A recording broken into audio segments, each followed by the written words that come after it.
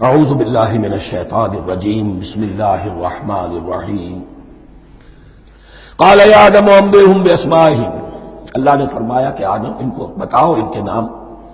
فلما انباہم باسمائہم، تو جب انہوں نے بتا دیے ان کو فرشتوں کو ان کے نام، قال الم اقل لکم انی اعلم غیب السماوات والارض، تو اللہ نے فرمایا کہ میں نے کہا نہیں تھا کہ میں جانتا ہوں آسمانوں اور زمین کی تمام غائب چیزوں کو جو تمہاری نگاہوں سے بھی اوجھل ہے، غیب. میں ہر شے کا جاننے والا ہوں. وَأَعْلَمُ مَا تُبْدُونَ وَمَا كُنتُمْ تَكْتُمُونَ، اور میں جانتا ہوں جو کچھ تم ظاہر کر رہے تھے، جو کچھ تم چھپا رہے تھے. چھپانے میں محسوس ہوتا ہے کہ ان کی خواہش یہ تھی کہ خلافت ہمیں ملے. ہم خدام ادب ہیں، ہر وقت تسبیح و تحمید اور تقدیس میں مصروف ہیں، جو حکم ملتا ہے بجا لاتے ہیں. تو یہ خلافت کسی اور مخلوق کو کیوں ملے؟ یہاں صرف یہ اور بتا دوں کہ یہ چونکہ اب ایک تیسری مخلوق کا ذکر بھی بعد میں آئے گا. 3 صاحب تشخص مخلوقات ہیں اللہ کی، صاحب تشخص، صاحب شعور، جن میں میں کا شعور ہے. انا، میں.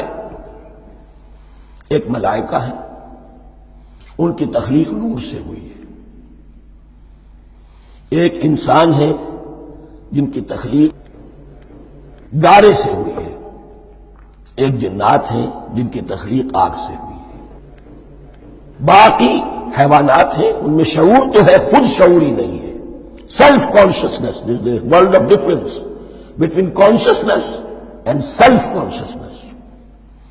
انسان جب دیکھتا ہے تو اس کو یہ بھی معلوم ہے میں دیکھ رہا ہوں. کتا بلہ دیکھتا ہے، اسے یہ اندازہ نہیں ہوتا کہ میں دیکھ رہا ہوں.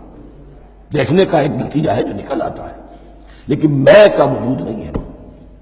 یہ انا، سیلف، ایگو، یہ انسان میں ہے، جنات میں ہے، شعور میں، اور فرشتوں میں ہے. ایک نوری مخلوق، ایک ناری مخلوق، ایک زمین کے اس کرسٹ میں یہ جو مٹی اور گارے، مٹی اور پانی کا جو مغلوبہ ہے گارے کی شکل میں، اس سے بنا ہے. قال یا آدم انبئہم باسمائہم فلما انباہم باسمائہم قال الم اقل لکم انی اعلم غیب السماوات والارض واعلم ما تبدون وما کنتم تکتمون وَإِذْ قُلْنَا لِلْمَلَائِكَةِ اسْجُدُوا لِآدَمَ فَسَجَدُوا إِلَّا إِبْلِيسَ. اور یاد کرو جب کہ ہم نے کہا فرشتوں سے سجدہ کرو سب کے سب آدم کو، جھک جاؤ آدم کے سامنے. فسجدوا، ان سب نے سجدہ کیا، الا ابلیس، سوائے ابلیس کے. پہلی بات تو یہ سمجھیے کہ تمام ملائکہ کے سجدے کی ضرورت کیا تھی؟ کیا یہ صرف تعظیماً تھا؟ اور تعظیماً اگر تھا تو کیا آدم خاکی کی تعظیم تھی یا کسی اور شے کی تعظیم تھی؟ مکی صورتوں میں یہ بات 2 جگہ واضح کی گئی ہے. فَإِذَا سَوَّيْتُهُ وَنَفَخْتُ فِيهِ مِن رُوحِي فَقَعُوا لَهُ سَاجِدِينَ.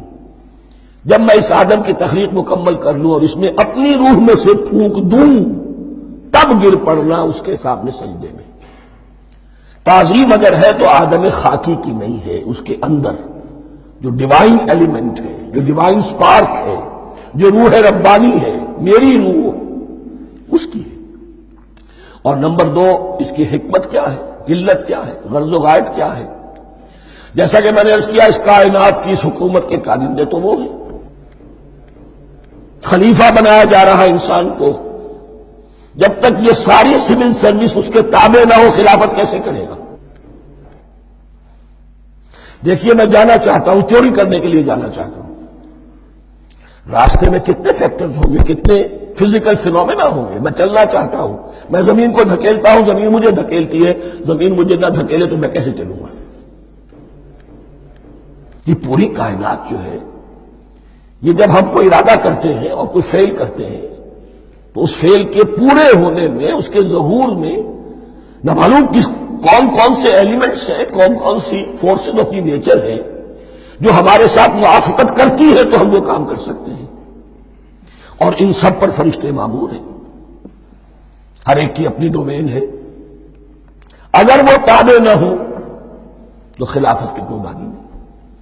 خلافت دی گئی ہے، یہ ادھر جانا چاہتا ہے جانے دو، یہ نماز کے لیے مسجد میں جانا چاہتا ہے جانے دو، یہ چوری کے لیے نکلا ہے نکلنے دو، اس لیے کہ اس کو جو اختیار دیا گیا ہے اس کے اختیار کے استعمال میں یہ تمام جو قوتیں ہیں وہ اس کے ساتھ موافقت کرتی ہیں، تب اس کا کوئی ارادہ وہ اچھا ہو یا برا وہ پایہ تکمیل کو پہنچ سکتا ہے۔ یہ گویا کہ سبارڈینیشن اس کے لیے سمبل کہ تمام فرشتوں کو جھکا دیا گیا۔ البتہ اس آیت میں ایک مغالطہ پیدا ہوتا ہے، الا ابلیس، سوائے ابلیس کے۔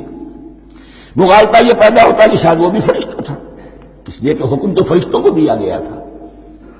پھر نوٹ کیجئے اس سے پہلے، بہت پہلے سورہ کہف نازل ہو چکی ہے، اور سورہ کہف میں فرما دیا گیا ہے کان من الجن ففسق عن امر ربی، وہ جن تھا پس اس نے سرکشی کی اپنے رب کے حکم سے۔ فرشتے کی شان یہ نہیں ہے، وہ اللہ کے کسی حکم کی سرکابی نہیں کرتا۔ لا یعصون اللہ ما امرہم ویفعلون ما یؤمرون، وہ اللہ کے کسی حکم کی نافرمانی نہیں کرتے اور جو حکم ملتا ہے بجا لاتے ہیں۔ یہ جنات کے اندر اختیار تھا، جیسے اختیار انسانوں کو دیا گیا ہے۔ جنات میں نیک بھی ہیں بد بھی ہیں، اعلیٰ بھی ہیں ادنا بھی ہیں، جیسے انسانوں میں۔ لیکن یہ عزازیل جو جن تھا علم اور عبادت دونوں کے اعتبار سے بہت بلند ہو گیا تھا، اور یہ فرشتوں کا یوں سمجھیے کہ ہم نشین، فرشتوں کے ساتھ اس طور سے شامل، جیسے بہت سے انسان بھی اگر اپنی بندگی میں، زہد میں، عبادت میں، نیکی میں ترقی کرے تو ان کا ملائے اعلیٰ کے ساتھ، عالم ارواح کے ساتھ، عالم ملائکہ کے ساتھ ایک رابطہ قائم ہوتا ہے۔ اسی طریقے سے وہ جو عزازیل تھا جن ہونے کے باوجود اپنی نیکی، عبادت، پارسائی اور اپنے علم میں فرشتوں سے بہت آگے تھا، اس لیے معلم الملکوت کی شکل اختیار کر چکا تھا۔ اس کو اپنی زون تھا، یہ بات جیسا کہ میں نے عرض کیا 7 مرتبہ قرآن میں یہ بات آئی ہے، قصہ ابلیس و آدم۔ یہ فرشتوں کو حکم ہوا کہ سجدہ کرو، سب جھک گئے، ابلیس نے سجدے سے انکار کر دیا 7 مرتبہ۔ یہ 7ویں مرتبہ ہے جو ہم پڑھ رہے ہیں، مصحف میں پہلی مرتبہ آ رہا ہے، ترتیب نزول میں 7ویں مرتبہ آ رہا ہے۔ یہ آدم و ابلیس کا قصہ اس سے آگے سورہ اعراف میں آئے گا، پھر سورہ ہجر میں آئے گا، سورہ بنی اسرائیل میں آئے گا، سورہ کہف میں آئے گا، سورہ طٰہٰ میں آئے گا، سورہ صاد میں آئے گا، 6 مرتبہ مکی قرآن میں، 1 مرتبہ یہاں۔ تو یہاں اشارہ نہیں کیا، اس لیے مغالطہ ہو سکتا ہے، لیکن یہ کہ سورہ کہف میں آپ کو بتا چکا ہوں کان من الجن ففسق عن امر ربی، اس نے اپنے رب کے حکم سے سرکاری۔ ابلیس اس کا صفاتی نام ہے اب، اس لیے کہ اب یبلسو کے معنی ہوتے ہیں مایوس ہو جانا۔ یہ اللہ کی رحمت سے بالکل مایوس ہے، اور مایوس جو ہو جائے وہ شیطان ہو جاتا ہے۔ اب میرا تو چھٹکارا نہیں ہے، جتنوں کو برباد کر سکوں کروں، میری تو عاقبت خراب ہو چکی ہے، جتنوں کو اپنے ساتھ، ہم تو ڈوبے ہیں سلام، تم کو بھی لے ڈوبیں گے۔ اب وہ شیطان اس معنی میں کہ انسان کی عداوت اس کی گھٹی میں پڑ گئی، اس نے اللہ سے پھر اجازت ملی کہ مجھے مہلت دے دے، یوم یبعثون، قیامت تک کے دن کے لیے، تو میں ثابت کر دوں گا کہ یہ آدم اس رتبے کا حقدار نہ تھا، مستحق نہ تھا جو اسے دیا گیا۔ انا خیر منہ، میں اس سے بہتر ہوں۔ خلقتنی من نار وخلقتہ من طین، تو نے مجھے آگ سے بنایا، اسے گارے سے بنایا۔ لیکن یہ تکبر ہے در حقیقت کہ جس نے اسے راندہ درگاہ حق کر دیا۔ وَإِذْ قُلْنَا لِلْمَلَائِكَةِ اسْجُدُوا لِآدَمَ فَسَجَدُوا إِلَّا إِبْلِيسَ أَبَىٰ وَاسْتَكْبَرَ، ابا اس نے انکار کیا، واستكبر اور تکبر کیا، استکبار کیا۔ وَكَانَ مِنَ الْكَافِرِينَ، کانا عربی زبان میں 2 طرح کا ہوتا ہے، تامہ، ناقصہ۔ ایک معنی یہ ہو سکتے ہیں کہ ہو گیا، اب اپنے اس استکبار اور انکار کی وجہ سے کان من الکافرین، وہ کافروں میں سے ہو گیا۔